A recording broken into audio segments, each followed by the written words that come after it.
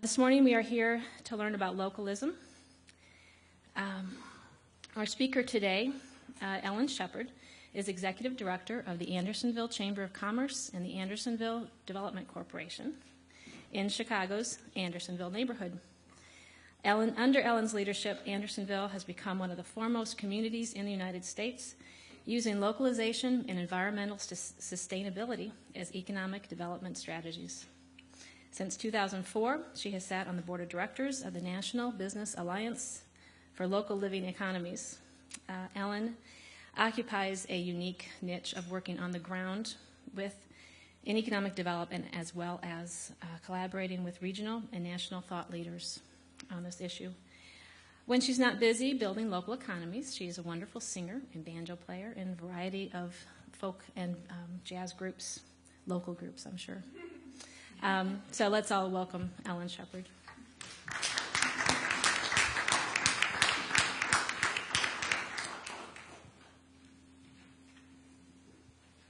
Thank you, Sharon.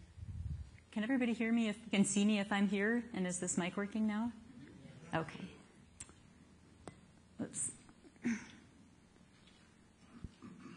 Well, first of all, just thank you so much for having me here.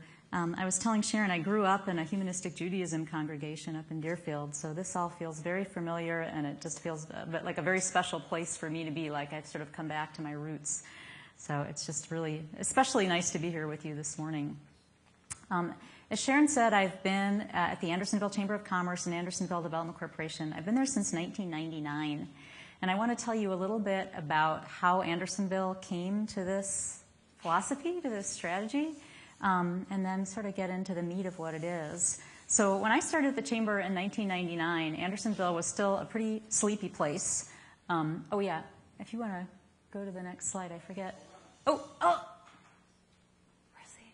I forgot about that. Click. Thank you.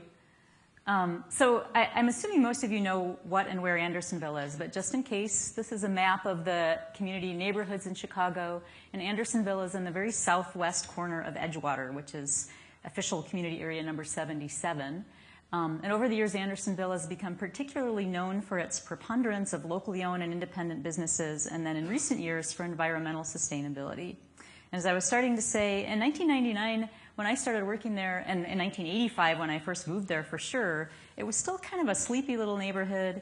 If you went around the city and said that you lived and worked in Andersonville, people would most likely say, where? But by 2004 or so, it was starting to make its name on the map. And because it was making its name on the map, for the very first time in its history, there was interest from outside of Andersonville in the neighborhood, and especially from chain and corporate businesses who had not, in the past, considered this neighborhood to be a good investment. The Gap was looking to come in, Subway, there was just a whole slew of them, and all of a sudden realized, hey, this is a cool place, and there's disposable income, and there's some money for us to be made here. The neighborhood had a pretty fast gut reaction of, oh my God, this is going to be terrible.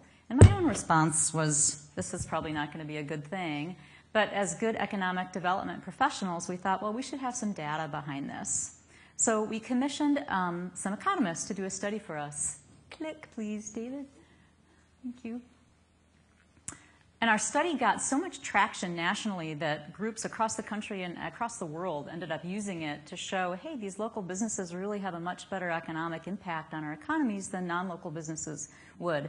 And this lovely graphic is from a group in Grand Rapids called Local First. And what it shows is that if you spend $100 at a locally owned business, if you look on the left, $68 of that stays and recirculates in your local economy. And that's because the local businesses are hiring entirely locally. They don't have all their upper management, higher level people at the corporate office somewhere else. And also because they're buying a lot of their supplies locally, and they're hiring the local accountants and the local graphic artists and local attorneys and all that kind of stuff. They're also living in the community themselves, so when they take home a paycheck, it's getting spent within the local economy. And then there's also studies that show that local businesses give as much as 3 times to local charities more than chain businesses do. And over here you have the kind of sad-looking non-local businesses that are only leaving $43 in the local economy for those $100 you spent. So So this was 2004, and this year we decided to update the numbers. And if we can change the slide, please. And it's actually multiplied humongously. We're now at what the study authors call a local premium of 245% if you buy at a local versus a chain retailer, and 139% if you buy at a local versus a chain restaurant. And they're attributing that to the fact that we have done so much advocacy for local purchasing in our community that the businesses are purchasing much more from each other. They're thinking much more about localness and where they're buying. And so when you spend there, even more of your own money is staying in the local economy. The study authors said that the findings have been unequivocal that these local businesses bring substantially more benefits to their communities than chain businesses do. They say, in short, locally owned independent businesses create better places. So they're creating more jobs, better tax revenues, more support from nonprofits, just in general better. Since we have done the first study in 2004, there's been a myriad of other studies. They've all shown the same thing. It's not brain surgery as to why. There haven't been any studies that have shown that this is not true, but there have been studies that have delved into other things, like that communities filled with locally owned businesses create more jobs, and that the businesses tend to be more stable because they're invested in the community for more than just profit. They're there because they live there and their kids go to school there, so they have more reasons to live there than just what their bottom line is. The Harvard Business Review and the Economic Development Quarterly and some others have done studies showing that a higher diversity of locally owned businesses in a place results in higher per capita income in that community. And there's other academics who've done studies that show that communities with higher levels of locally owned businesses score far better on all sorts of social welfare metrics, whether it's education or mortality rates or general measures of happiness. They just make for more solid communities.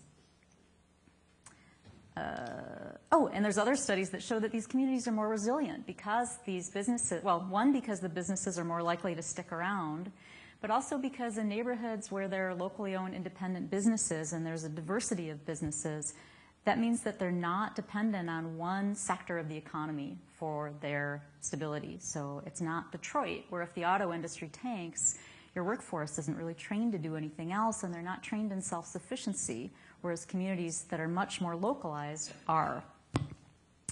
We found this in Andersonville in terms of resilience during the market crash in 2008 to 2010.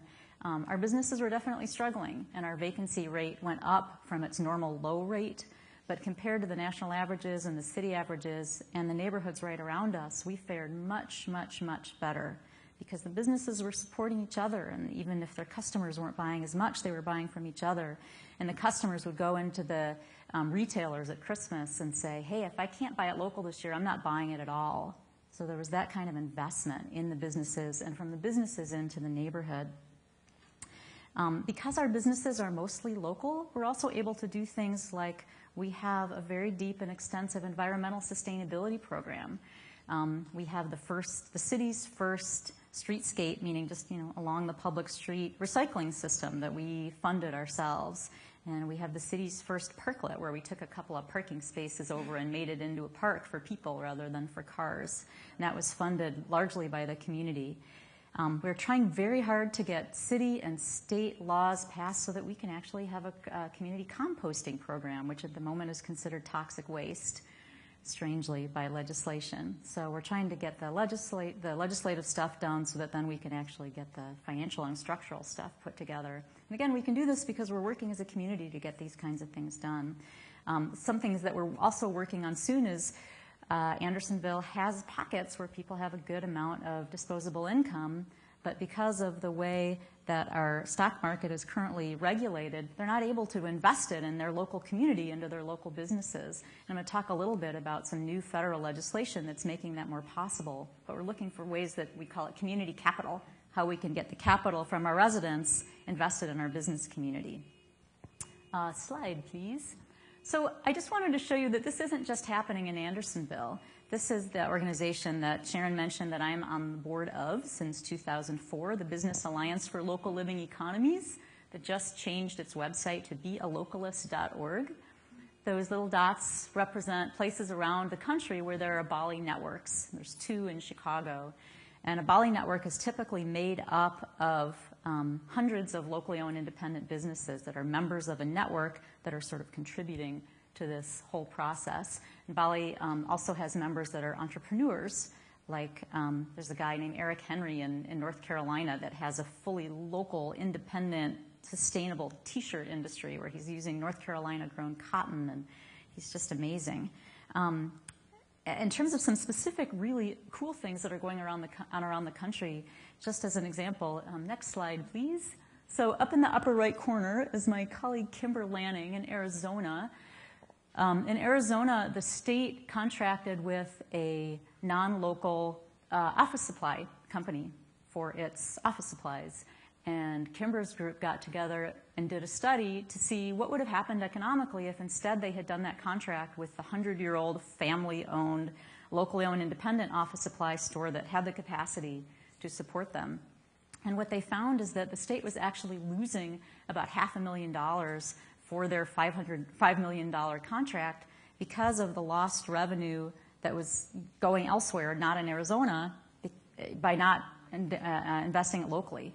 And they found that the non-local company, only 60% of the jobs that it was supplying were part-time, and 100% of the local company's jobs were full-time and with benefits. And because of this study, not only did they get the state to change its contract, but they got the state of Arizona to pass a local procurement preference law, where now for contracts of $50,000 or more, they have to give them to a local business. Super smart, keeps all that money right in their own Arizona economy. Also, up in the upper left corner is Leanne in Philadelphia. Her Sustainable Business Network of Philadelphia has started they call it a social venture institute, where they're training entrepreneurs to start locally owned, independent, and especially green businesses with a specific focus on entrepreneurs of color. In the lower left is the People's Grocery in Oakland, which is an enterprise that was started by some folks who realized that West Oakland is a food desert and people didn't have places to buy fresh produce. So they started their own farm, and they're partnering with local farmers, and they have a delivery truck that is, like the Chicago food trucks, but it's filled with broccoli. And they bring it into these neighborhoods so that folks have access to buy this stuff.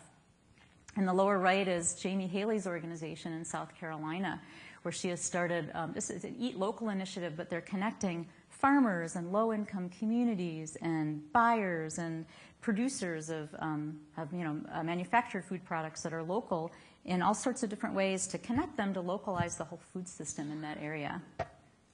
Next, please. So, when I used to sort of give this localism talk, it felt to me like it was enough to say, yeah, go shop at your local store, and that's going to make the world a better place. And I just have to, as I was preparing for this talk, I realized to be real and more true to myself and what I believe is happening in the world, I need to get a little more real with it. And so these are some images of some things that we're seeing happening in the world in the very recent past. So wildfires in Colorado this summer, and the results of Hurricane Sandy on the East Coast and in Haiti, and this is the oil rig that blew up a couple of days ago. We're living in really unsettling times, and as we're looking for new models, I think we have to recognize the fact that it isn't going to be all rah-rah, and that we're going to be kind of making this up as we go along.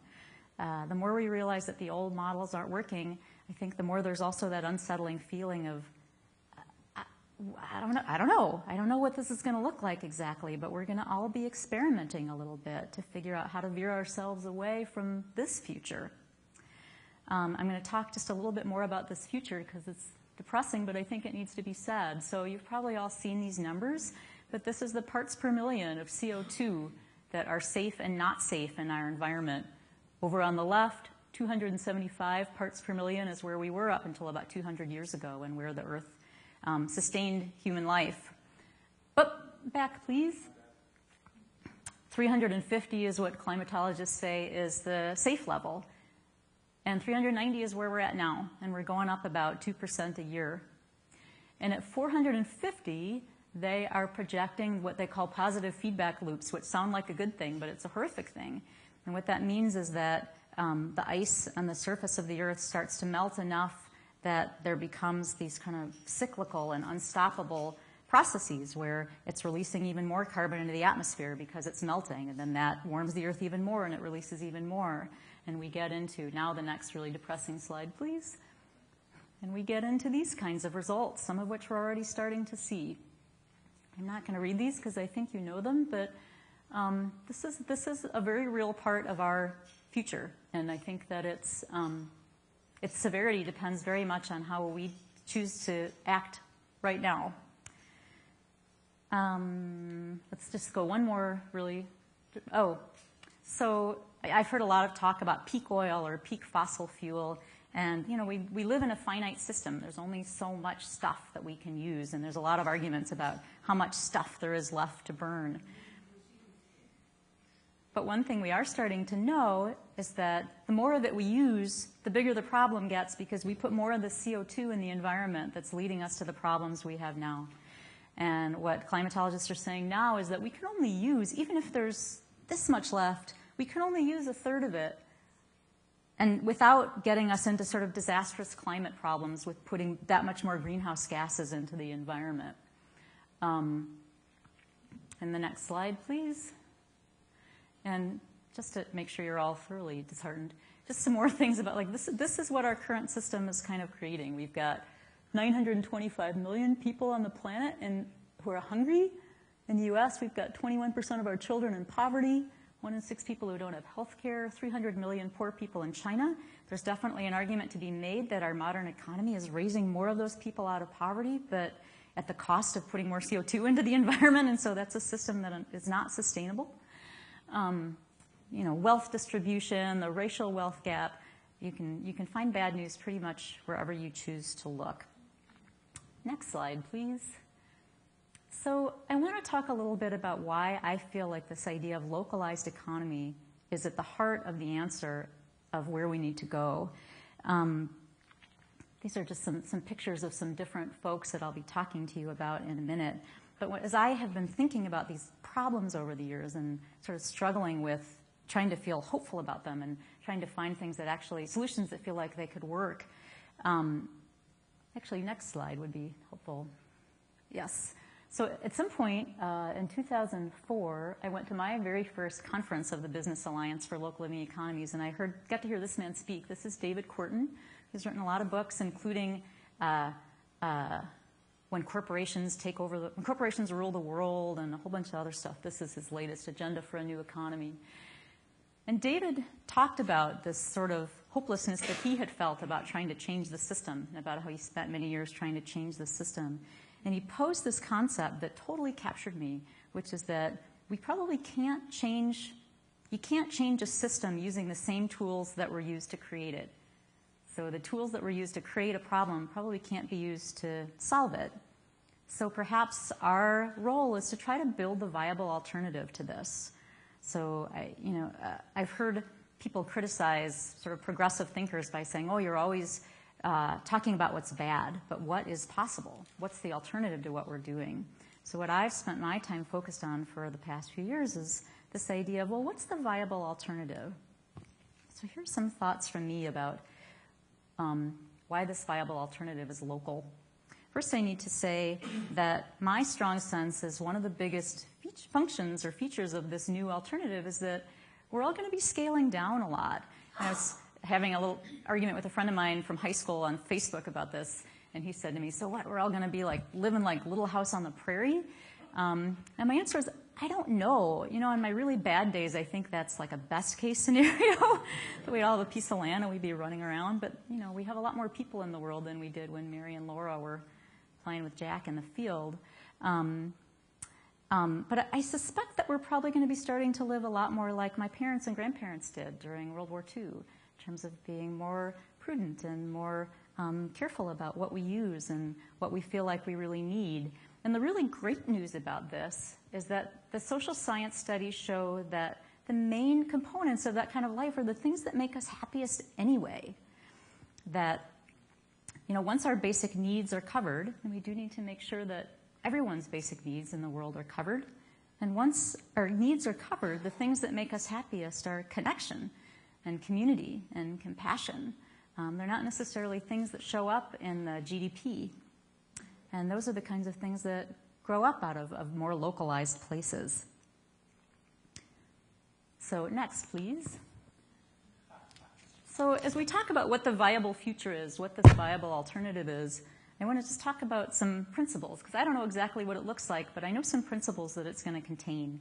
And one of them is that ownership matters. Now, it's hard to talk about the Green Bay Packers positively in Chicago, but nonetheless, from my perspective, they are really rockin' cool. And the reason that they're rockin' cool is because they're the only major sports team that is locally owned.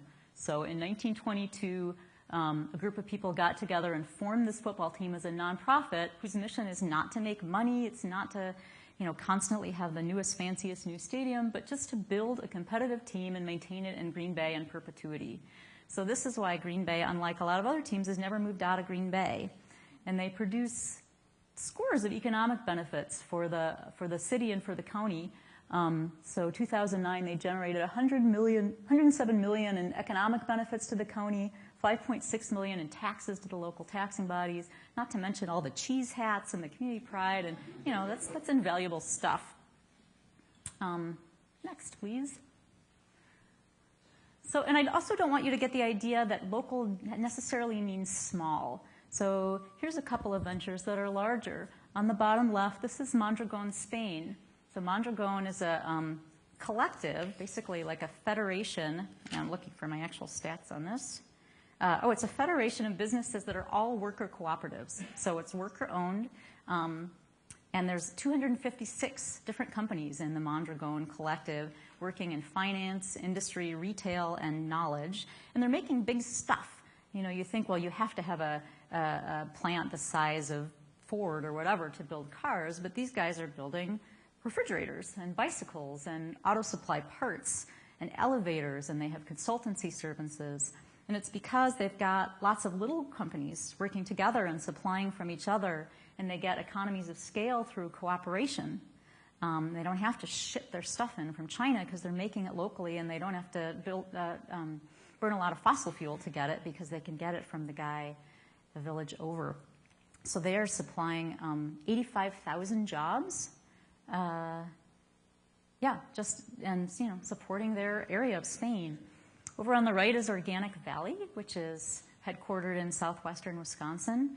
So this is a collective. You've probably seen them in their grocery stores. It's 1,600 farmer-owner-operators that are distributed across North America, but they're each independent, so they're retaining the wealth and decision-making within their own communities. Next, please. So another principle that matters is opportunity, and I would also substitute the word justice for opportunity.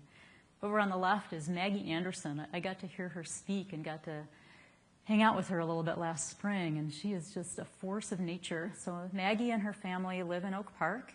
They are sort of an upper middle class African-American family, but with roots in much poorer neighborhoods. I think Maggie in Louisiana and her husband here in the Chicago area. Maybe it was Detroit. But in any case, they were trying to figure out why it is that they are able to do what they do, and there's entrenched poverty in the communities of so many other African-American people, especially in cities. And one of the things that they identified is that there's so little entrepreneurship in these communities. And Maggie realized that even for herself, so they're a couple of means, but they aren't spending any of their money at these African-American-owned businesses. And in the neighborhoods on the south side of Chicago that are predominantly African-American, the businesses there are not owned by African-Americans. They're owned by folks who close down the doors at night and take their money back to their own communities. Maggie was spouting out statistics like the unemployment rate for African-Americans is 4 times higher than for the rest of the population in this country, partly because there aren't black business owners hiring them. There's only 6 black-owned full-service grocery stores in the whole country. It's kind of crazy.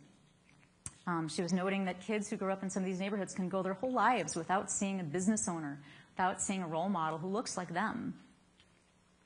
In white suburbs, we were talking about these, recirculation of money. She said that $1 is recirculated, bounces around within the community for an average of 7 to 29 days. And in these inner city black communities, the dollar stays in for only 6 hours before it goes somewhere else. So the idea is, in neighborhoods like what Maggie was talking about, they're always fighting to try to get the Walmart we'll give them subsidies to come in and please bring us those 50 jobs that aren't going to pay us wages high enough to feed our families anyway, but at least it's a job. It's more than we have now. And what if instead of that we were focused more on entrepreneurship and that sort of self-sufficiency and building from within? Next, please.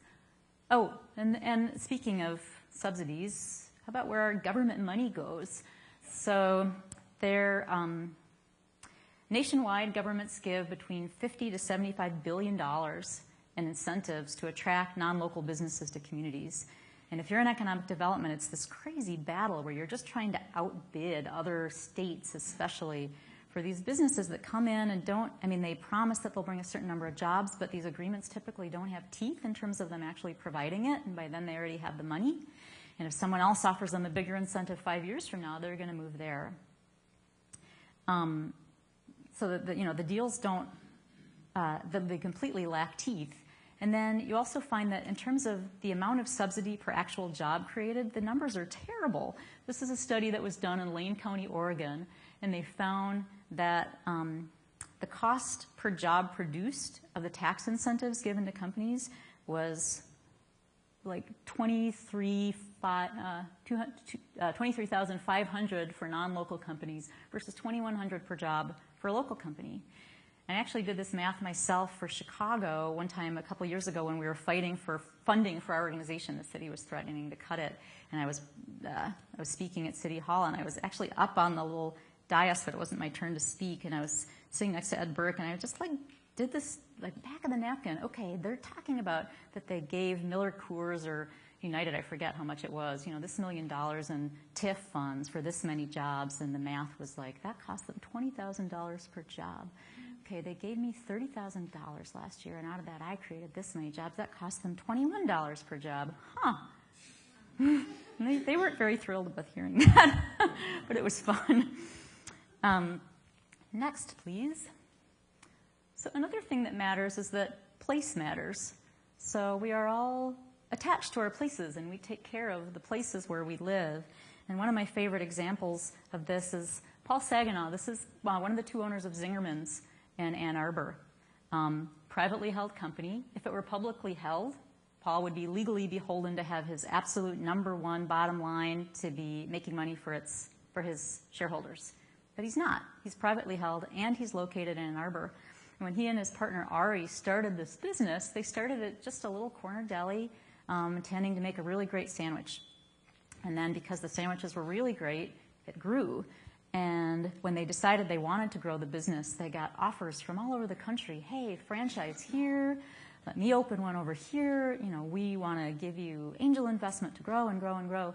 And they decided that they wanted to stay in Ann Arbor and that they wanted to grow in some sort of local way.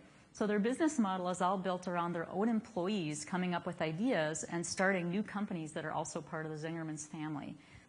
So one of their staff came forward and said, well, I want to start a bake shop.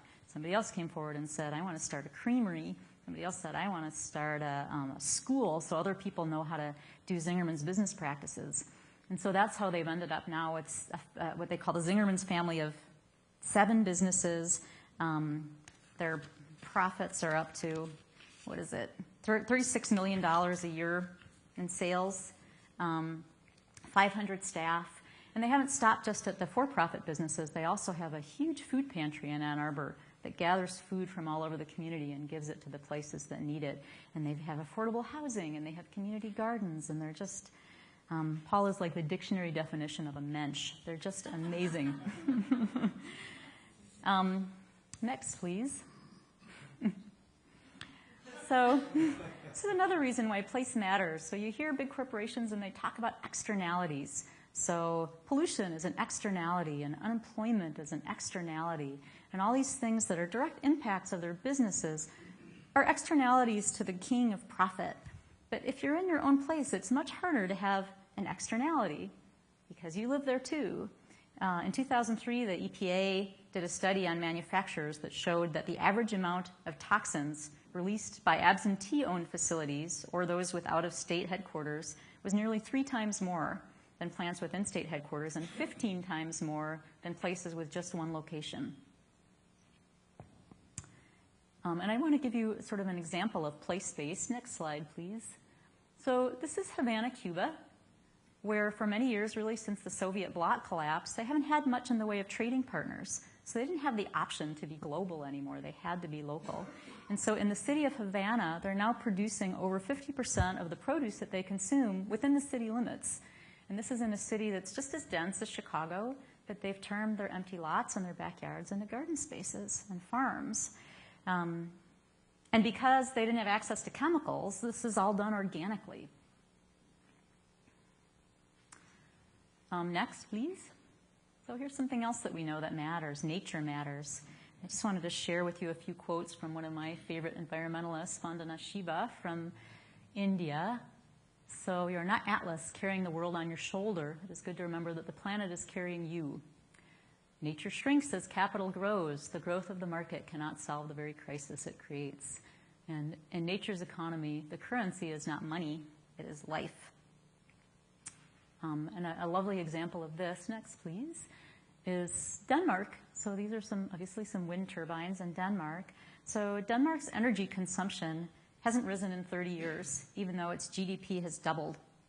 And this was made possible by aggressive government regulation on energy suppliers and also just a multitude of energy-saving innovations throughout their citizenry. But it was also made possible because much of the country's power is supplied by resident-owned cooperatives, whose bottom line isn't just profit. Bottom line is the place that they live. Next, please. I would also offer that what we measure matters. I like this environmentalist friend of mine's definition of GDP as opposed to our standard definition of GDP. And I always think about, so we think of the economy as something that's external, like this external force that impacts us, but it's actually something that we create, and we can make it in the model of what we want it to serve. So if we think about whose economy is it anyway, and what do we want it to do, we might start thinking about that we want it to help us create a fair standard of living for everybody, and access to food and air and water and safe communities and education and living in concert with our natural environment and communities and just communities as well. Okay, next, please. So relationships also matter, and one of my favorite examples of this is the mom behind, this is actually from the St. Martin's Goose Day Parade in Andersonville yesterday, by the way. St. Martin's Goose Day, one of the strangest holidays ever. But in the back is Sharon, my banker. So she is the vice president at what everyone in the neighborhood calls the It's a Wonderful Life Bank, also known as Northside Federal Savings. They have one location. Sharon's dad was the president of the bank for many years, and now the guy whose grandfather was president before Frank is the president, and Sharon's the vice president. And you know, my checking account is there. I have my mortgage through them. They let us through the mortgage process with all sorts of hand-holding. I used to be on the board of another nonprofit whose executive director overdrew their account at Northside Federal at some point, and because Sharon knows me, she called me and she said, Ellen, you know, your checking account's overdrawn by like $3,000. I just want to check in with you. I mean, we can float you up to $5,000 if you want. I'm like, wow, try that with Citibank.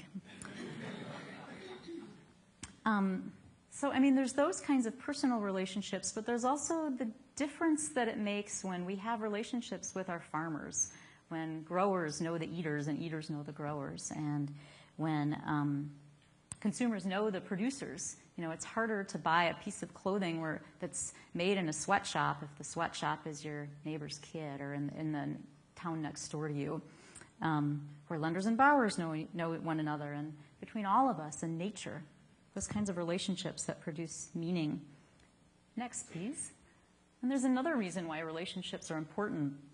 There was a story in the New York Times magazine just about a month ago about this town, actually this island in Greece, where people are routinely living to be 100. And they're even finding that, like, if they move away when they're kids and they move back, there was a story about some guy who came back with cancer and it was supposed to be terminal and he was 60, and, you know, at 90 he's still going strong. So they're studying what the difference is And they study the normal things, so they eat the Mediterranean diet, because there they are in the Mediterranean. But there's lots of other communities nearby who also have the same diet and the same climate. There were people are living longer than a lot of people live, but not as long as these folks are living. And they have the same weather and the same basic sort of lifestyle. But the thing that they found that this community has that lots of other places don't is that they have community. So they have 40% unemployment, but they have access to local food because they're growing their own food. And if someone's hungry, they get fed and they get supported, and there's neighborliness, and they talk to one another every day. They take naps every day. Oh, doesn't that sound nice? So again, these ideas are creating the kind of communities that actually give us the best quality of life anyway.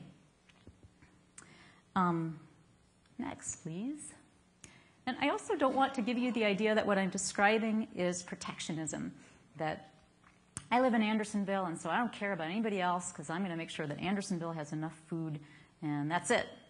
I think the idea is more that, like, for example, this guy on the left corner, so he could be growing tomatoes to feed his family on his own little plot of land, or some U.S.-owned multinational could take over that land and turn it into a coffee farm, and he could be working for, pennies a day making coffee or picking coffee for us and not really able to feed his family. So we have choices about what sorts of systems we help create globally. And the idea is to create sort of a global network of very sustainable local economies. In the next slide, please. And the concept that I've heard someone describe is it's kind of like a barn raising, like a global-sized barn raising, where somebody's going to come over and help us create our barn, and then we can share with them, and we can go help them make their barn. So it becomes an idea that's much more cooperative than competitive. And when I start to think about things like that, I can feel sometimes eyes rolling in the room like, yeah, like that's ever going to happen. And I certainly have my own voices in my head that wonder about that too, given what our history is, that we have not actually been living that way for a very long time. But there are a couple reasons why I think that it might. Next, please. Oops, sorry, but this isn't one of them. But you can go next. I just wanted to share with you because I think the Bali vision statement describes this so well. So this is the vision that Bali has of the world. Within a generation, we envision a global system of human-scale, interconnected local economies that function in harmony with local ecosystems to meet the basic needs of all people, support just and democratic societies, and foster joyful community life. Okay, now next. So one reason why I think that this is our possible future is that it has to be. We don't really have an option. We don't have an option to keep living the way we've been living. And I love this Bill McKibben quote when people say, well, that's just utopian crap. Utopian thinkers are the ones who believe we can continue to live the way we have been living and everything will be okay. I think that that's probably not the truth. And then next, please. This is a little symbol of another reason why I think that this is possible and what could happen. In Andersonville, in the last 6 months, we had installed in our crosswalks, the crosswalks with no other traffic signal, these little, hey, you got to stop for pedestrians. This one isn't in Andersonville. I just found this online. But since they were installed, people in Chicago are letting pedestrians cross at crosswalks. This is happening. And the shocking thing for me, I mean, we all just assumed people were going to blow through them. And not only are they not blowing through them, but they're slowing down at other crosswalks that don't have these signs. It's like somehow this gave them the idea and the permission, and it also normalized it. We talk a lot about, when we're trying to think about how to change systems, about this idea of normalization. That if your neighbors aren't doing it, like vegetarianism 30 years ago just seemed like a bunch of freaks. Now a lot of people know a lot of people who are vegetarians, and so it just seems kind of normal. It's like, okay, it's okay to stop for a pedestrian in a crosswalk because that sign says it's okay. So the guy behind you is probably not going to rear end you, and it kind of feels nice. Like it's changed the whole atmosphere of the street. I walk a lot, and I'll be crossing the street, and someone will not only slow down, like a taxi will slow down, and they'll smile and wave. It's like, wow, that was cool. Another example of this is I was on a plane earlier this year, and it was one of those super packed planes. I was in the middle seat, and it was late. And so whatever city we were pulling into, we got there late. And the captain, people started to like do what they normally do of like, you stand up. The people, whoever just happened to land at the front of the plane are the first people to get off. And if by gum you're in the back and you're trying to make your connection, it doesn't matter because you didn't land in the front of the plane. So you just have to live with what you got. The captain got on. It's the only time I've ever heard this done. And he just said, hey, folks, what if those of you who don't have connections stay in your seats and let the people who do have connections get off first? And instantly, people turned into compassionate human beings. They just needed the idea and the permission and the direction. Next, please. So I just also wanted to give you a few ideas of what you could start doing now.